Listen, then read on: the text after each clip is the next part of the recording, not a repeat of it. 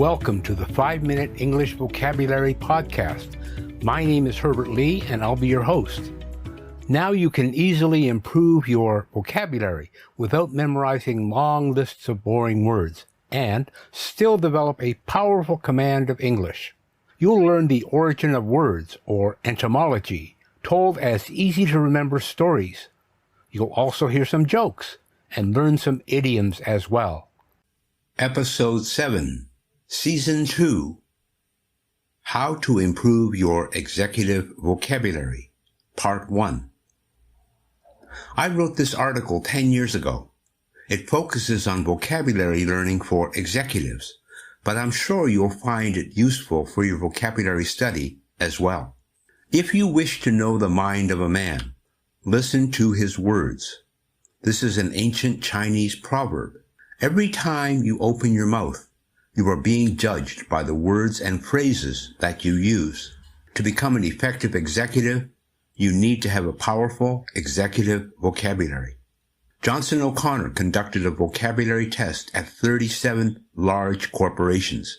His results showed that floor bosses had a score of 86. Foremen had a score of 118. Superintendents had a score of 140. Managers had a score of 168. Executives scored the highest with an average score of 236.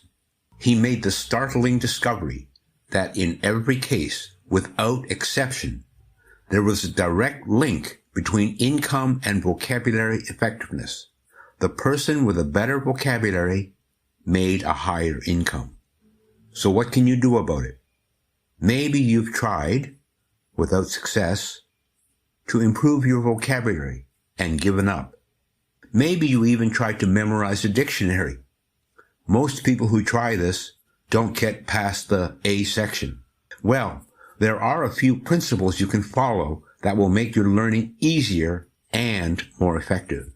First and foremost, don't try to learn everything. Focus is important. According to Global Language Monitor, as of January 2012, there are over 1 million words in the English language. Trying to learn all the words you can is neither useful nor productive. So don't waste time on words you may never use.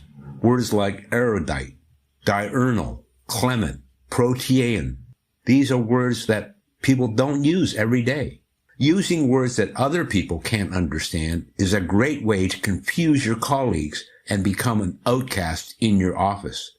They'll just think you speak strange English, not good English. So, what words should you learn? All languages, including English, fall into narrow groups of words. Research has shown that each industry has about 80 to 100 frequently used words. A doctor needs to know 80 to 100 words of medical English when he's dealing with his patients and when dealing with other doctors. An airline pilot knows 80 to 100 words of aviation English.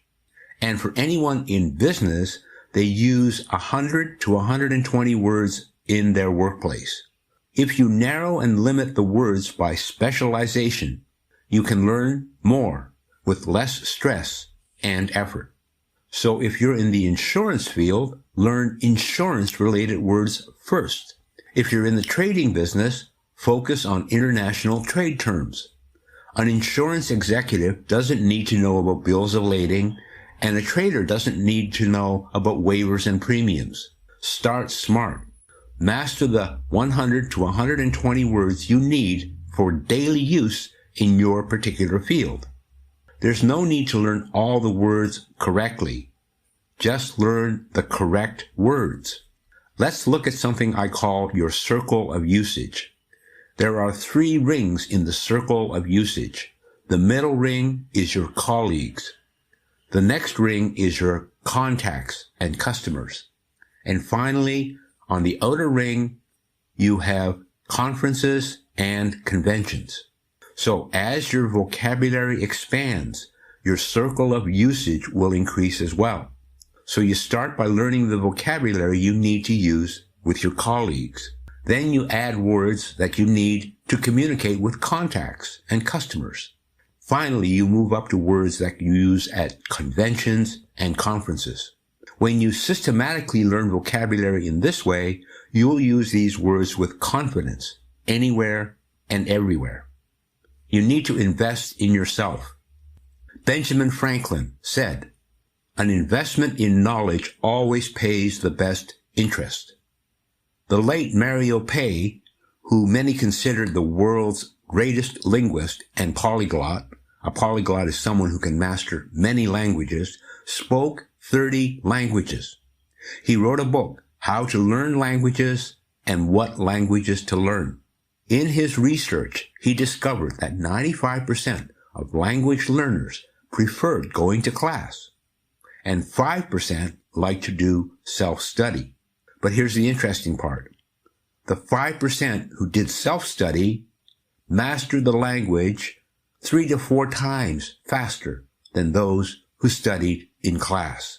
Self-study involves a higher level of commitment. It is one thing to be interested in improving your vocabulary, and it's another thing to commit to doing it.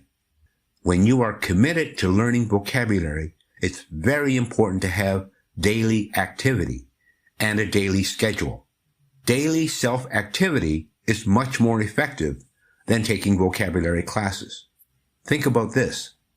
If you take a 2-hour class, it takes you an hour to get there and another hour to get home. So you're using 4 hours a week. If you took that same time and did self-study for half an hour a day, that would be more effective. So don't say you don't have time for self-study. Don't take a class. And if you don't take a class, you'll have time for self-study. And when you take classes, you sign up and take a class.